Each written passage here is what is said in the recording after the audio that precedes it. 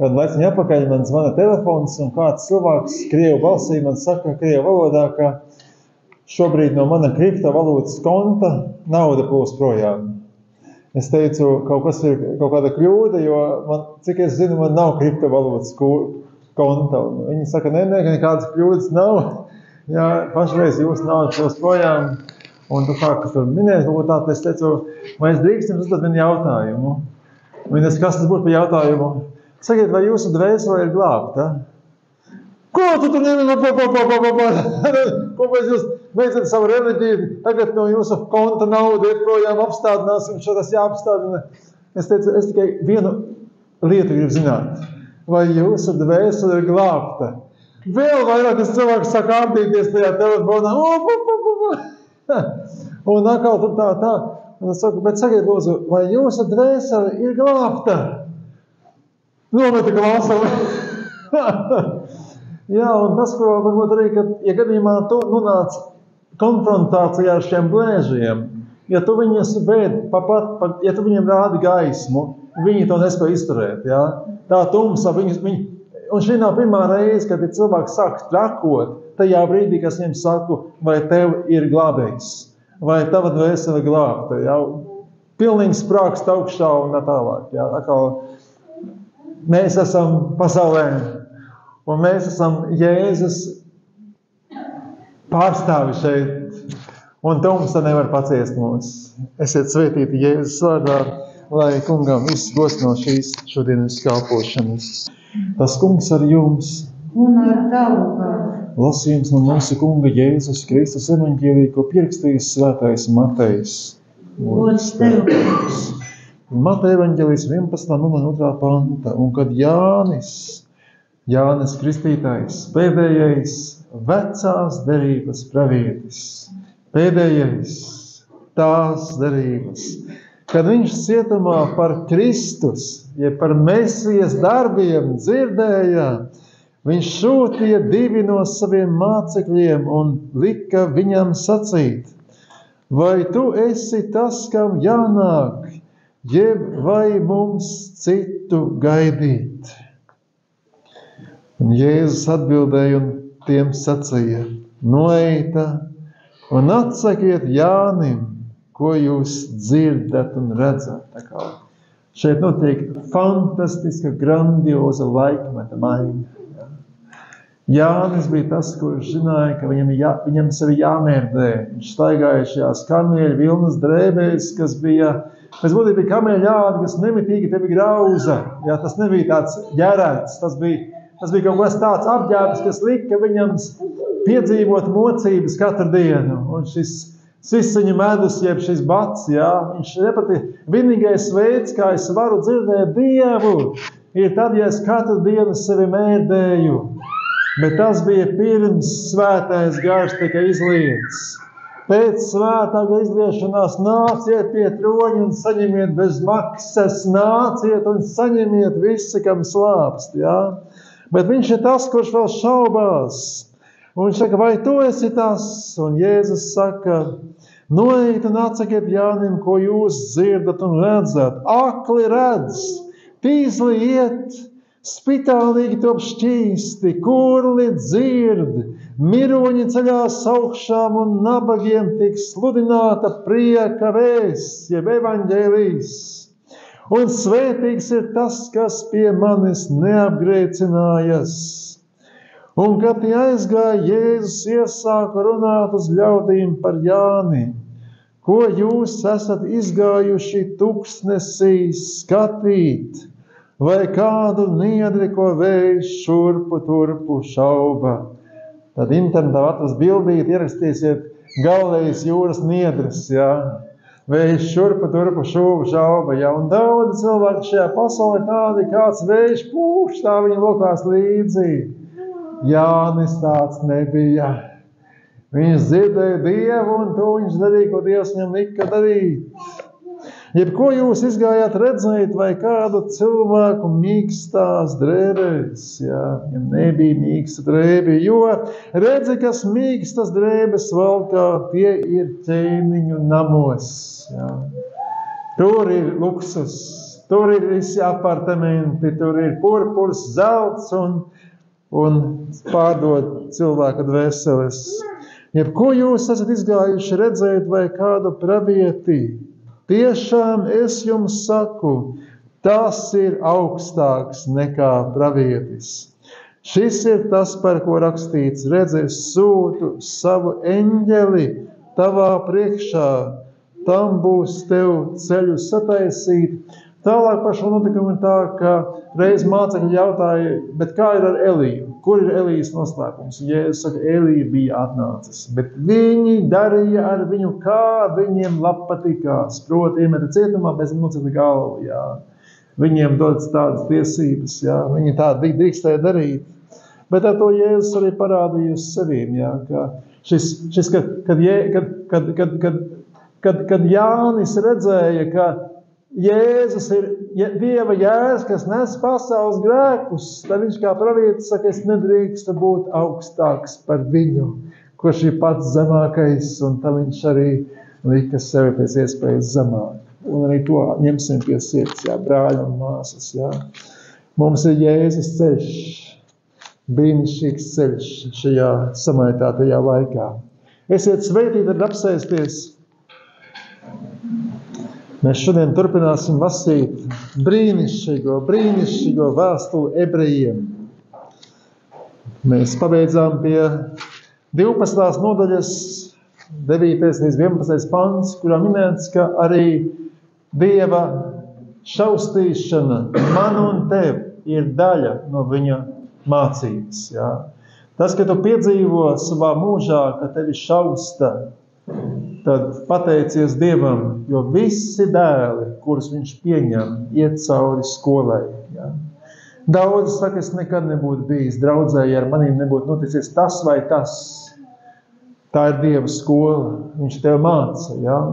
Un iespējams tagad, sēžot šeit, tavā prātā nāk atmiņas, kas ar tevīm noticis, kur tu esi lējis vai lējusi asaras, vai tev ir sāpējis, vai šeit viss ir pamests, bet šodien viss ir salabots.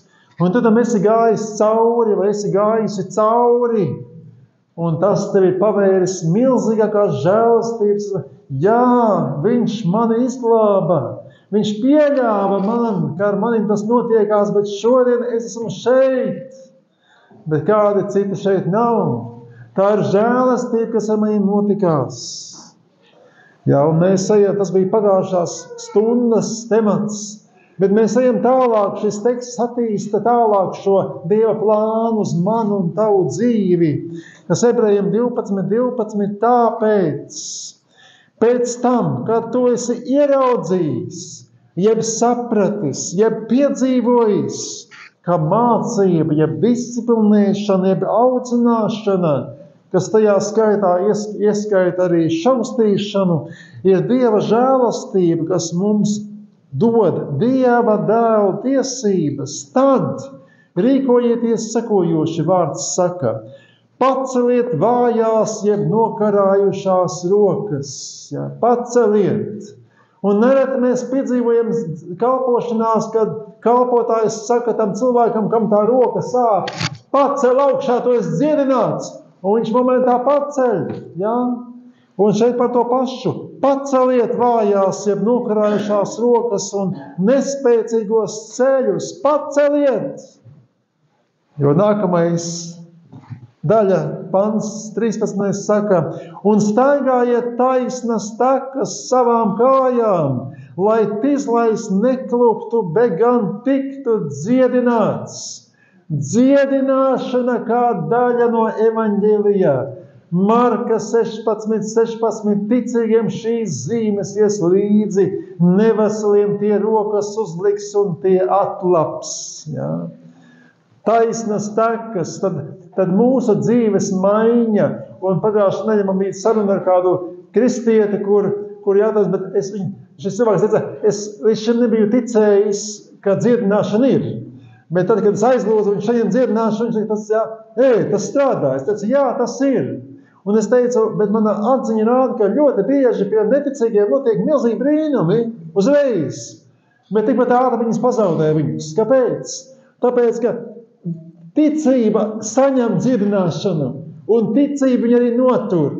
Un nevajag tā, ka tam cilvēkam viegli noticēt uzreiz, bet tāpēc, ka viņam nav sakņu, viņam izslīd tas ārā.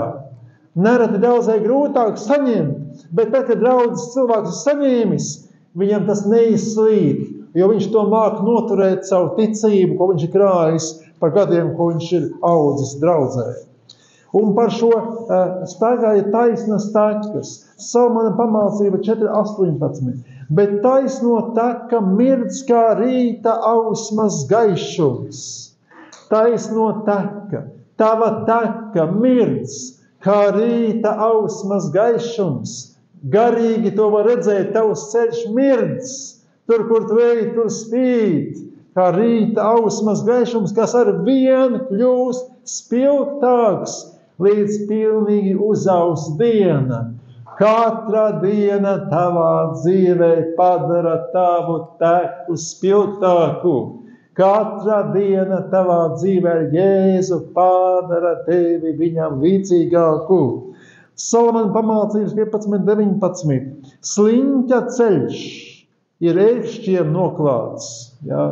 Tas, kurš nerūpējās par savu garīgo izaugsmi, tā ceļš ar vienu ir ar ērkšķiem. Bet taisno tekas ir līdzenas. Kāpēc? Tāpēc, ka viņi ir taisni. Tāpēc viņu tekas ir līdzenas, jo ir kāds, kurš šo ceļu taisa. Un Psalms 14.5. Reiz viņi bīdamies izbīsies, jo Dievs ir ar taisno cilti. Reiz viņi bīdamies, jo Dievs ir ar tevi. Viņš ir ar tevi, viņš nekad neatpametīs tevi, neatstās, būs ar tevi līdz pat pasaules galam.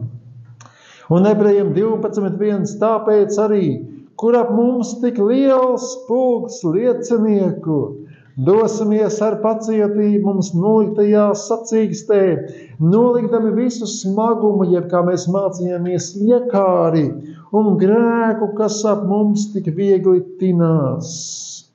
Un Ebrejiem 12.14. Un pēc tam, kad esat sākuši staigāt taisnas tekas, jeb Dieva tekas, jeb Jēzus ir ceļš, patiesība un dzīvība, un pēc tam, kad tu esi jau sācis staigāt šo ceļu, kad esat saņēmuši dziedināšanu no Dieva, tad, pirmkārt, dzenieties pēc miera ar visiem. Jā. Tas, ko Jēzus saka Mateja evaņģeļa kalna uzrunā. Sveitīgi miera nesēji, jo tie tiks saukti par Dieva bērniem. Šajā laikā, kad ir strīdi un šķiršanās un kari, mēs esam miera nesēji. Mēs piedaram citam garam, mūžības garam. Un otrā daļa šajā Ebreju 12.14. pēc dzenieties pēc miera, otrā pavēle ir un dzenieties pēc svētas dzīves, bez kā neviens neredzēs to kungu. Tas Jūdas vēstulē 1.21 ir pasargiet sevi Dieva mīlestībā, gaidīdami mūsu kunga Jēzus Kristus žēlastību, lai iemantotu mūžīgo dzīvību. Ja? Izskatās, ka mēs vēl neesam tā kā tur, bet mums ir apsolījumi. Ja? Un tajā brīdī, kad mēs tur ieiesim, tad es ticu, ka mēs saņemsim. Ja? Bet tas ir ceļš. Ja? Tas, ka šis laiks mums ir ceļš. Ja? Un katru dienu mums ir izaicinājumi, kurus mēs pārvaram ticībā. Un tas mākonis, ja pulks ap mums skatās, kā tu cīnies. Un kā mēs arī runājām, ja tajā brīdī, kad Stefans teica, kad viņi nomāta akmeņiem, viņš teica, es redzu kungu Jēzu stāvam, ja? Bet kur tad tā pretruna? Viņš parasti sēž, bet kāpēc stāv? Tāpēc, ka viņš piecēlās. Viņš redzēja, ka Stefans nāk pie viņa ar to pašu taisnību un sirdi, kas bija Jēzum, ar to Stefans nāk pie Jēzus, tāpēc Jēzus piecēlās, ja?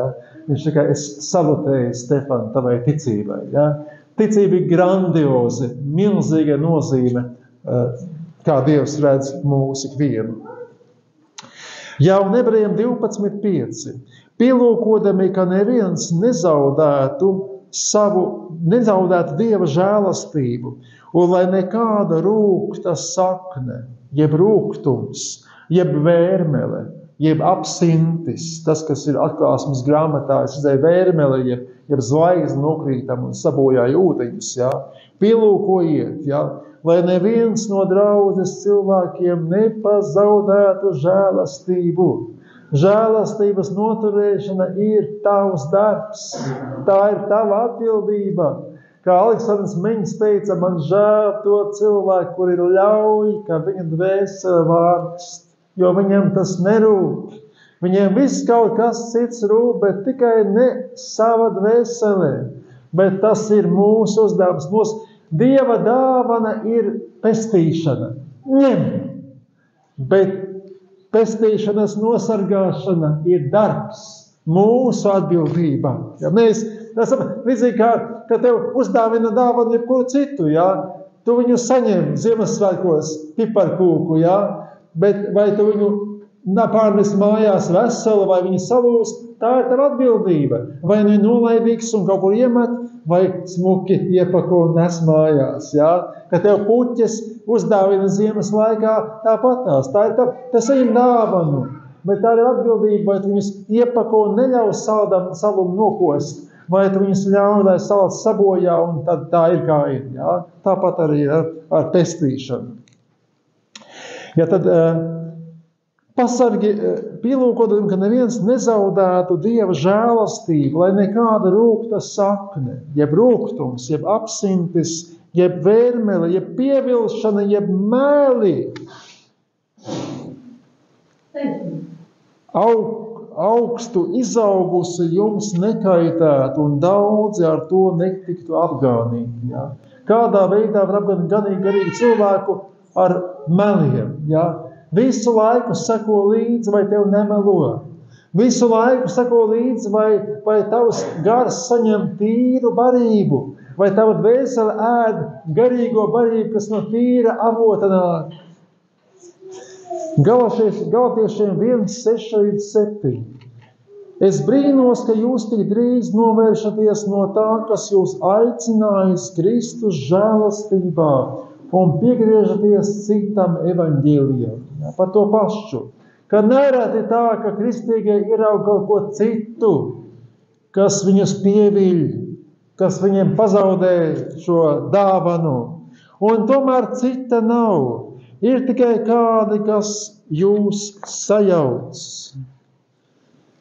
Tāda Bianca Badžiarini, Austrālijas Nacionālās universitātes pārstāve, 8.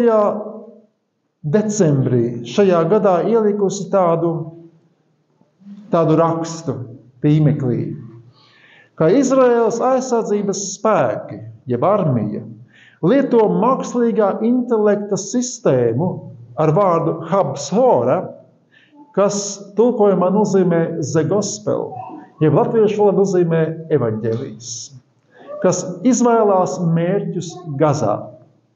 Sistēma izvēlās mērķus bombardēšanai. Tad Habsora tulkojumā evaņģēlijs ir datora programmas sistēma, kuru vada mākslīgais intelekts, lai caur letālu pašvadītu ieroču sistēmu tā izvēlās mērķus un tiem uzbrūk bez tiešas cilvēka iesaistīšanās. Kādā mēs laikā dzīvojam. Dators karo pret cilvēkiem. Datora programma izvēlās mērķus. Tāpēc, ka cilvēkam ir dažas trūkumi. Pirmkārt, viņš samērā lēns. Viņam vajag lēni, lai informāciju apstrādātu, lai pieņemtu lēmumu.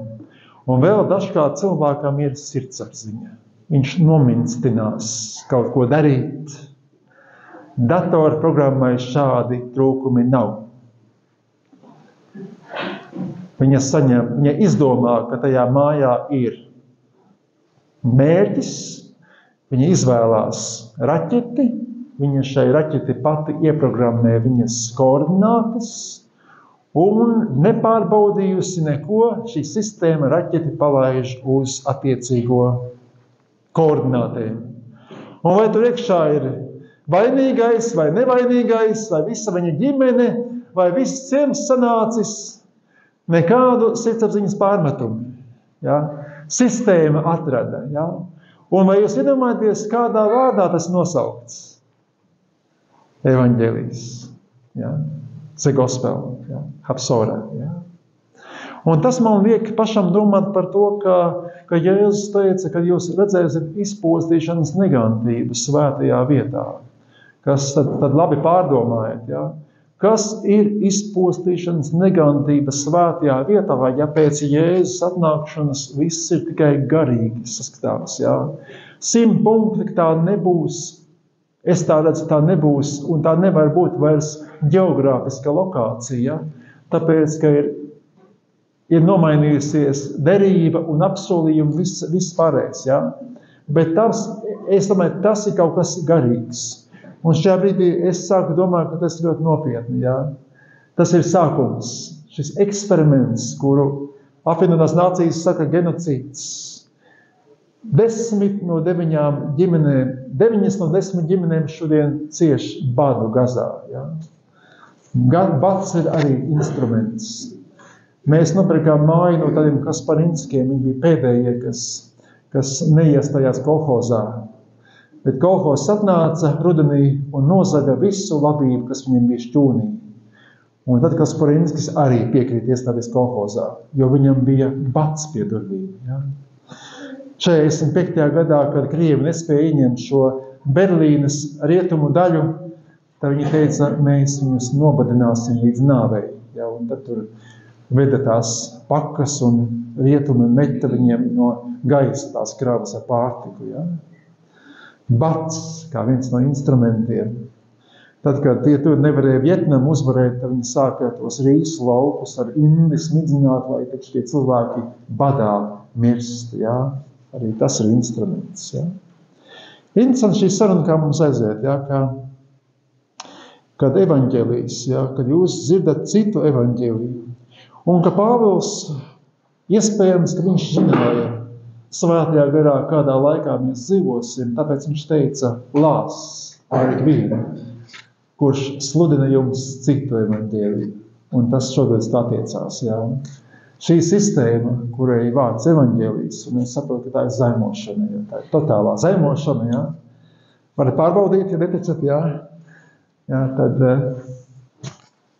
mēs dzīvojam laikā, kad mākslīgais intelekts nogalina bērnus. Sievietes. Jā. Un varbūt tāpēc es varētu šodien draudzē teikt, daži no jums, kas šeit sēžat, nāvi nebaudīs, iekams nebūsiet redzējuši Dieva valstību ar spēku nākam.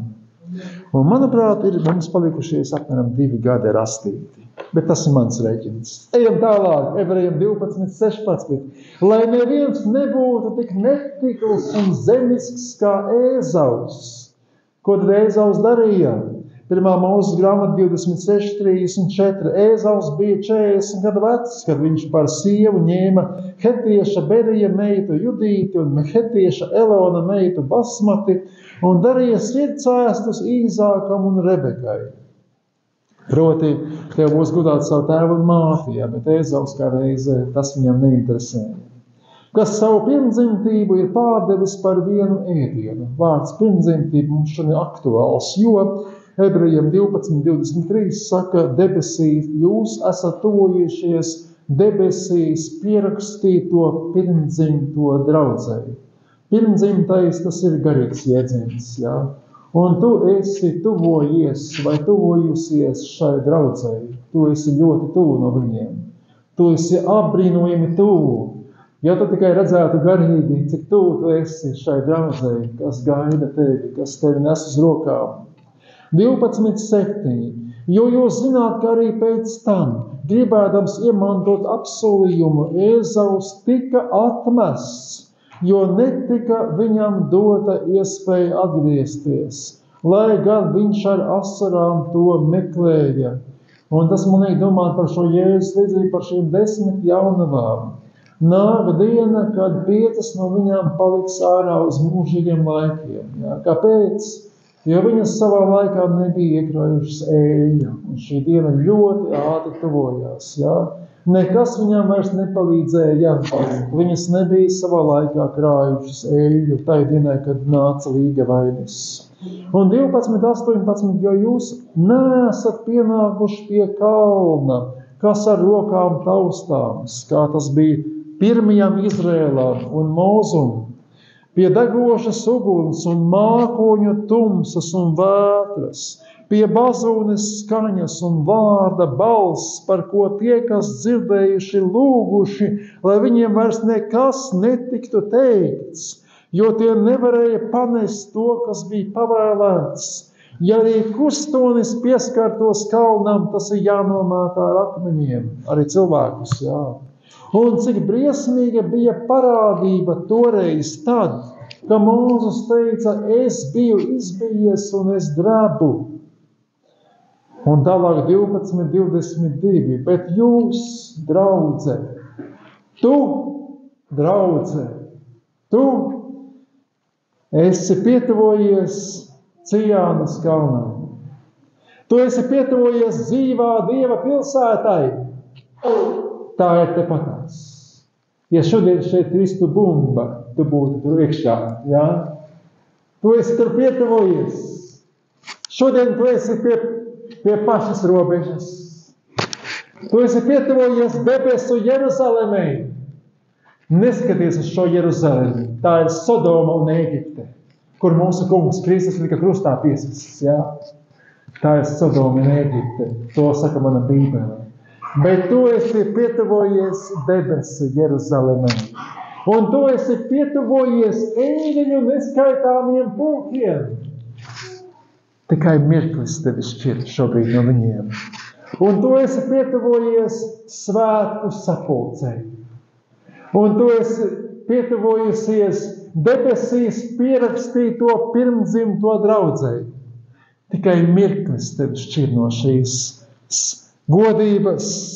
Un tu esi pietuvojusies un vai pietuvojies Dievam visu tiesnesim. Un tu esi pietuvojies vai pietuvojusies pilnību sasniegušo taisno gariem. Viņi sasniedza pilnību. Tad, kad Stefanam meta ar akmeņiem, viņš teica, Tēvs, piedod viņiem. Jēzus teica, paldies, Stefan, tu esi sasniedzis pilnību. Tad, kad apostols teica, es zinu, ka mans laiks ir pienācis, ja, tu esi sasniedzis pilnību, Pāvili. Tad Pēters saka, kungs man jau atklāja, ja, mans laiks ir pienācis. Tikai lūdzu mani ne tā kā kungu Jēzu, mani piestiet krustā kājām gaisā. Es neesmu pelnījis mirt tā kā Jēzus, mans kungs mira. Pēteri, tu esi sasniedzis pilnību. Un tu esi pietuvojies vai pietuvojusies jaunās derības starpniekam Jēzum. Viņš šodien šeit, jā. Ja tev vajag dziedināšanu, palūdz viņam. Ja tev vajag, nezinu, ko tev vajag, palūdz viņam, viņš te patās ir, jā. Viņš blakām ir. Ja tu vēlies kristību svētā garā, lūdz viņam. Vēlies kristību ar uguni, Jēzu, lūdzu. Kristība man ir uguni, jā. Jēzus ir labs. Mums visapkārt tik liels pulks liecinieku. Kungs, atver mums acis, ka mēs to varētu redzēt. Jā. Kā toreiz Elīša teica, kad tas kalps teica, apkārt vieni ienaidnieki. Elīša iznāk ārā rīta kafiju dzerdams. Kungs, atver viņam acis. Lai viņš ierauga, kāda ir reālā situācija. Un pēkšņi tas puisi, at mums ir mūsu pusē ugunīga armija, ja? Viņi ir tikai miesa, mūsu pusē ugunīga armija, ja? Šitas ešerīša iedzer kafiju, viņš saka, paldies tev, Jēzu, ja? Jā, tā ir. Dziedināšana, atbrīvošana no dēmoniem nenotiek tāpēc, ka Igoram vai Marijai vai kādam citam ir kādas spējas, kā daži domā. Bet tāpēc, ka mēs esam tam pietuvojušies tajā brīdī. Un tāpēc tas plūst. Un tāpēc mēs tev drīkstam saņemt. Esiet svētīti Jēzus vārdā. Āmen!